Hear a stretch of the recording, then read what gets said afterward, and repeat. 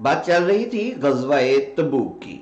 شب و روز کی مسلسل جد و جہد اور تیاریوں کے بعد آخر کار 70,000 افراد پر مشتمل عظیم لشکر تیار ہو گیا۔ سنیت الوداع کے پاس جانب عالم صلی اللہ علیہ وآلہ وسلم نے اس جیش کا آخری معائنہ کیا اور مختلف قبائل کو علم عطا فرمائے۔ علقمہ خزائی اور ان کے والد کو راستہ بتانے کے لیے ساتھ لیا اور رجب 9 ہجری کو بروز جمعرات تبوک کی طرف روانہ ہوئے۔ روانگی سے پہلے جانب عالم صلی اللہ علیہ وسلم نے اپنے اہل و عیال کی دیکھ بھال اور اہل مدینہ کی نگرانی و پاسبانی کے لیے حضرت علی رضی اللہ عنہ کو منتخب کیا اور انہیں قائم مقام امیر نامزد فرما دیا۔ یہ پہلا موقع تھا کہ حضرت علی رضی اللہ عنہ کو کسی غزوے میں شامل نہیں کیا جا رہا تھا، ورنہ وہ تو ہمیشہ صف اول میں ہوتے تھے۔ حضرت علی رضی اللہ عنہ کو جانب عالم صلی اللہ علیہ وسلم کے اس فیصلے پر حیرت ہوئی اور شکوہ آمیز انداز میں عرض کی، یا رسول اللہ، مجھے عورتوں اور بچوں میں چھوڑ کر جا رہے ہیں؟ جانب عالم صلی اللہ علیہ وسلم نے ان کو تسلی دیتے ہوئے ارشاد فرمایا، کیا تم اس پر راضی نہیں ہو کہ جس طرح ہارون موسیٰ کے قائم مقام بنے تھے، اسی طرح اس موقع پر تم میرے قائم مقام بن جاؤ؟ ہاں، یہ فرق ضرور ہے کہ مجھے نبوت ملنے کے بعد اب کسی کو نبوت نہیں مل سکتی، یعنی تم ہارون کی طرح نبی تو نہیں بن سکتے، لیکن ان کی طرح نبی کے قائم مقام تو بن سکتے ہو۔ یہ ایک بہت بڑا اعزاز تھا۔ نبی نہ ہونے کے باوجود حضرت علی کو وہ مرتبہ دیا جا رہا تھا جو اس سے پہلے ایک نبی کو عطا ہوا تھا۔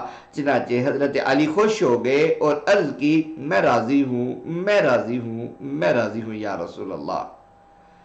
بہت سے لوگ روانگی کے وقت جانب عالم کے ہم رکاب نہ ہو سکے اور پیچھے رہ گئے۔ ان میں زیادہ تعداد تو منافقین کی تھی، جنہوں نے مختلف قسم کے ہیلے بہانے کر کے ساتھ جانے سے معذوری ظاہر کر دی تھی، لیکن کچھ لوگ ایسے بھی تھے جو بعض مجبوریوں کی بنا پر ساتھ تو نہ نکل سکے تھے، مگر بعد میں لشکر کے ساتھ جا کر مل گئے۔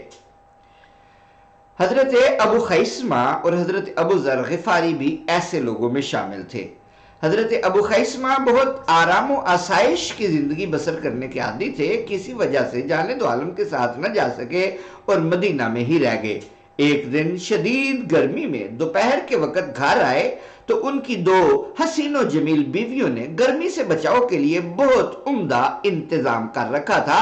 انہوں نے مکان سے ملحق باغ میں گھاس پھونس کے 2 چھپر ڈال کر پانی سے تر کر دیے تھے اور ان سے چھن چھن کر ٹھنڈی ہوا نیچے آ رہی تھی۔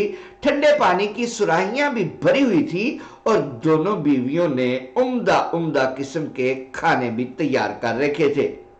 آرام و آسائش کے اس قدر بھرپور انتظامات و لوازمات دے کر حضرت ابو خیثمہ کے دل پر ایک چوٹ سی لگی اور خیال آیا کہ رسول اللہ صلی اللہ علیہ وآلہ وسلم تو اس شدید گرمی میں لک و دک صحراؤں میں محو سفر ہو اور میں خوشگوار سائے میں خوبصورت بیویوں کے ساتھ بیٹھ کر لذیذ کھانے کھاؤں اور ٹھنڈا پانی پیوں۔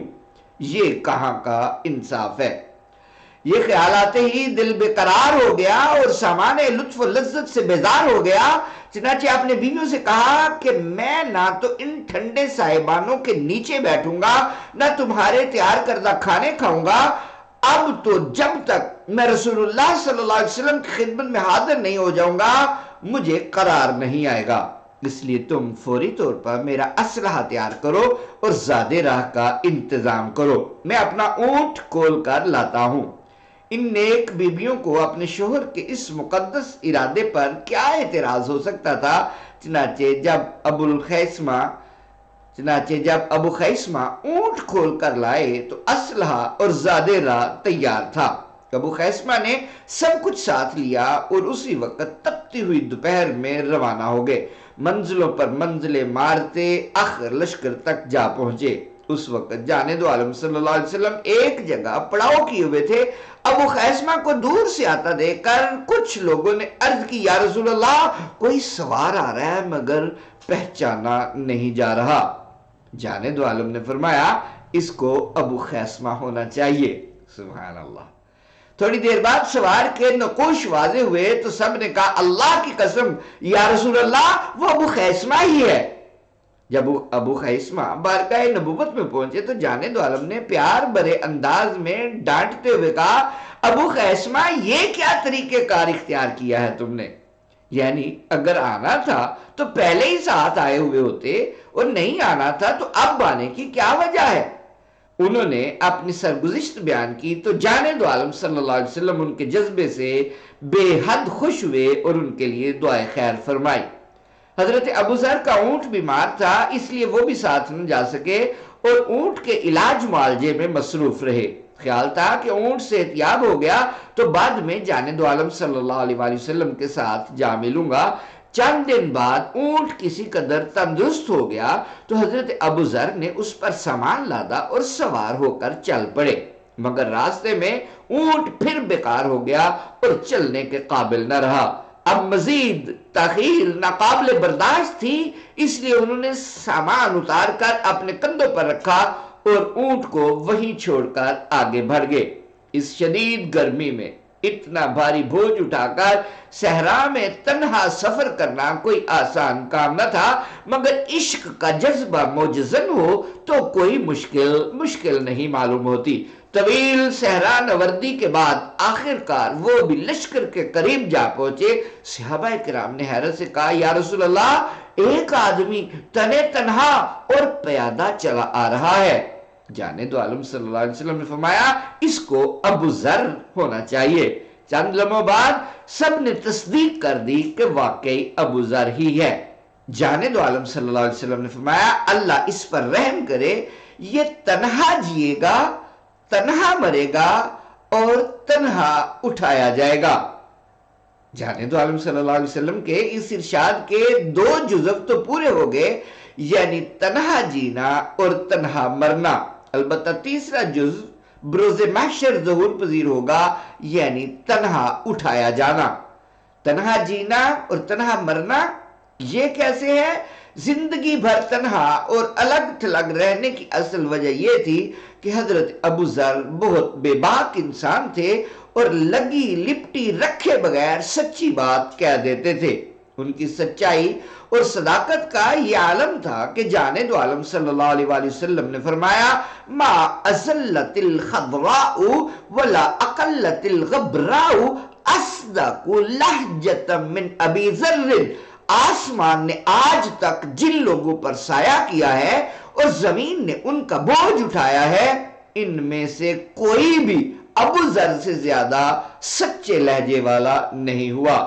اسلام لانے کے ساتھ ہی ان کی اس صفت کا ظہور شروع ہو گیا تھا۔ چنانچہ جب وہ اسلام لانے کے لیے مکہ مکرمہ آئے اور حضرت علی رضی اللہ عنہ کے توسط سے جانے دو عالم کی بارگاہ میں حاضر ہو کر مشرف با اسلام ہوئے تو جانے دو عالم صلی اللہ علیہ وآلہ وسلم نے ان کو نصیحت فرمائی کہ فی الحال یہاں مکہ میں اپنے ایمان کا اظہار نہ کرنا اور خاموشی سے جا کر اپنی قوم کو اسلام کی دعوت دینا۔ اس نصیحت کا مقصد یہ تھا کہ مشرکین مکہ ان کو کوئی گزند نہ پہنچائیں، کیونکہ وہ اسلام کا بالکل ابتدائی دور تھا اور اس وقت تک صرف 4 آدمی مسلمان ہوئے تھے۔ حضرت ابو ذر 5ویں شخص تھے۔ اس زمانے میں مشرکین مکہ کے ظلم و ستم سے بچنے کے لیے ہر انسان کو اپنا ایمان مخفی رکھنا پڑتا تھا، مگر حضرت ابو ذر اپنی طبی بے باکی اور صاف گوئی کی وجہ سے ضبط نہ کر سکے اور حرم میں جا کر اعلان کر دیا کہ اشہد اللہ الہ الا اللہ و اشہد ان محمدن عبدہ و رسولہ۔ یہ سنتے ہی چاروں طرف سے مشرکین ان پر ٹوٹ پڑے اور اس قدر مارا کہ وہ نڈھال ہو کر گر پڑے۔ یہ دیکھ کر حضرت عباس رضی اللہ عنہ ان کو بچانے کے لیے ان پر اوندے لیٹ گئے اور مشرکین سے کہنے لگے یہ کیا کر رہے ہو تم لوگ؟ کیا تم نہیں جانتے کہ یہ شخص قبیلہ غفار کا فرد ہے اور یہ قبیلہ شام کے راستے میں تجارتی گزرگاہ پر آباد ہے؟ اگر اس کو کچھ ہو گیا تو تمہارا کوئی تجارتی قافلہ شام تک نہیں پہنچ سکے گا۔ یہ سن کر مشرکین نے ان کو چھوڑ دیا، مگر دوسرے دن پھر انہوں نے حرم میں کھڑے ہو کر کلمہ شہادت پڑھنا شروع کر دیا۔ اس دن بھی مشرکین نے ان کو بہت مارا اور حسب سابق حضرت عباس کی مداخلت سے ان کی جان چھوٹی۔ اس کے بعد وہ اپنے گھر چلے گئے اور طویل عرصے تک دعوت و تبلیغ کا کام کرتے رہے۔ جب جانب عالم صلی اللہ علیہ وسلم غزوہ احزاب سے فارغ ہوئے تو وہ دوسری مرتبہ حاضر خدمت ہوئے اور پھر مدینہ میں ہی قیام پذیر ہو گئے۔ ان کے مزاج میں زہد اور دنیا سے نفرت کوٹ کوٹ کر بھری ہوئی تھی۔ صحابہ کرام سے اکثر کہا کرتے تھے کہ قیامت کے دن تمہاری نسبت میں رسول اللہ کے زیادہ قریب ہوں گا، کیونکہ رسول اللہ صلی اللہ علیہ وسلم نے فرمایا ہے کہ قیامت کے دن مجھ سے قریب ترین شخص وہ ہوگا جو مجھے اس حالت میں ملے گا جس میں میں نے اسے چھوڑا ہوگا، اور ایسا شخص صرف میں ہوں، کیونکہ تم سب پہلے سے زیادہ امیر اور اسودہ حال ہو گئے ہو، جبکہ میں آج بھی ویسا ہی فقیر ہوں جیسا کہ رسول اللہ صلی اللہ علیہ وسلم کے دور میں ہوا کرتا تھا۔ ان کا نظریہ یہ تھا کہ مال و دولت جمع کرنا قطعی طور پر ناجائز اور حرام ہے، جبکہ جمہور صحابہ کی رائے یہ تھی کہ جو مال جائز ذرائع سے حاصل کیا جائے اور اس میں سے زکوٰۃ و صدقات وغیرہ تمام حقوق ادا کر دیے جائیں وہ حلال و طیب ہے۔ حضرت ابو ذر کو اس سے اتفاق نہیں تھا، اس لیے جانب عالم صلی اللہ علیہ وسلم کے وصال کے بعد مالدار صحابہ سے اکثر ان کی تلخ کلامی ہو جاتی تھی۔ آخر وہ شام چلے گئے، مگر وہاں حضرت معاویہ پر برسر عام تنقید کرتے رہتے تھے اور انہیں مال جمع کرنے کی بنا پر سخت سست کہتے رہتے تھے۔ حضرت معاویہ پہلے تو برداشت کرتے رہے، مگر آخر مجبور ہو کر حضرت عثمان رضی اللہ عنہ سے شکایت کی، اور حضرت عثمان نے روز روز کے اختلافات سے بچنے کے لیے ان کو ربضہ نامی ایک الگ تھلگ جگہ میں زمین دے دی اور انہوں نے وہیں رہائش اختیار کر لی۔ وہیں 32 ہجری میں ان کا وصال ہوا۔ وصال کے وقت صرف ان کی اہلیہ ام زر پاس تھی اور فقر کا یہ عالم تھا کہ ام زر رو پڑی۔ حضرت ابو ذر نے پوچھا، کیوں رو رہی ہو؟ کیسے نہ روؤں؟ ام زر بے بسی سے بولی، جبکہ آپ ایک ویران جگہ میں وفات پا رہے ہیں جہاں نہ کوئی جنازہ پڑھنے والا ہے نہ دفن کرنے والا ہے، اور میرے پاس اتنا کپڑا بھی نہیں ہے کہ آپ کا کفن بنا سکوں۔ چھوڑ ان باتوں کو، حضرت ابو ذر بیزاری سے بولے، اور یہ خوشخبری سن کہ ہم دونوں جنت میں جائیں گے، کیونکہ میں نے رسول اللہ صلی اللہ علیہ وسلم سے سنا ہے کہ اگر کسی کے 2 یا 3 بچے فوت ہو جائیں اور ماں باپ صبر کریں تو اللہ تعالیٰ ان پر دوزخ کی آگ حرام کر دیتا ہے، اور تو جانتی ہی ہے کہ ہمارے 3 بچے فوت ہو چکے ہیں۔ رہا میرے کفن دفن کا مسئلہ، تو اس سلسلے میں تجھے فکر مند ہونے کی ضرورت نہیں ہے، اللہ تعالیٰ خود ہی اس کا انتظام فرما دے گا، کیونکہ ایک دفعہ رسول اللہ صلی اللہ علیہ وسلم نے ہم چند آدمیوں کو مخاطب کر کے فرمایا تھا کہ تم میں سے ایک شخص ویرانے میں وفات پائے گا اور اس کا جنازہ پڑھنے کے لیے اہل ایمان کی ایک جماعت موجود ہوگی۔ مجھے یقین ہے کہ وہ شخص میں ہی ہوں، کیونکہ باقی سب آبادیوں میں اور رشتہ داروں کے درمیان فوت ہو چکے ہیں۔ تو باہر نکل کر ادھر ادھر دیکھ، ممکن ہے کوئی جماعت آ رہی ہو۔ ام زر نے کہا، حج کا موسم گزر چکا ہے اور قافلوں کی آمد و رفت ختم ہو چکی ہے، اب بھلا اس راستے پر کون آئے گا؟ تو دیکھ تو صحیح۔ ابو ذر نے اصرار کیا، کوئی نہ کوئی جماعت ضرور آئے گی، کیونکہ نہ میں جھوٹ بول رہا ہوں نہ رسول اللہ صلی اللہ علیہ وسلم کی بات ہی غلط ہو سکتی ہے۔ ام زر کہتی ہیں کہ میں باہر نکل گئی، مجھے کچھ بھی نظر نہ آیا۔ ادھر ابو ذر کی حالت نازک تھی، اس لیے ان کو بھی اکیلا نہیں چھوڑ سکتی تھی، چنانچہ کبھی باہر جا کر آس پاس نظر دوڑاتی تھی، کبھی واپس آ کر ابو ذر کی دیکھ بھال کرتی تھی۔ آخر ایک مرتبہ جب میں باہر نکلی تو ایک جماعت نظر آئی جو دور سے چلی آ رہی تھی۔ میں نے ان کو آواز دی تو وہ ٹھہر گئے اور مجھے افسردہ و ہراساں دیکھ کر پوچھنے لگے، اے اللہ کی بندی، تجھے کیا پریشانی ہے؟ میں نے کہا، تمہارا ایک مسلمان بھائی فوت ہو رہا ہے، ذرا آ کر اس کے کفنانے دفنانے میں تعاون کر دو۔ کون ہے؟ انہوں نے پوچھا۔ ابو ذر، میں نے بتایا۔ رسول اللہ صلی اللہ علیہ وسلم کا صحابی ابو ذر؟ انہوں نے حیرت سے پوچھا ہاں وہی ابو ذر۔ میں نے تصدیق کی۔ یہ سنتے ہی وہ تیزی سے لپکے اور ابو ذر کے پاس چلے آئے۔ ابو ذر نے انہیں مرحبا کہا، پھر انہیں رسول اللہ صلی اللہ علیہ وسلم کا وہی ارشاد سنایا کہ تم میں سے ایک شخص ویرانے میں وفات پائے گا اور اس کی نماز جنازہ پڑھنے کے لیے اہل ایمان کی ایک جماعت موجود ہوگی۔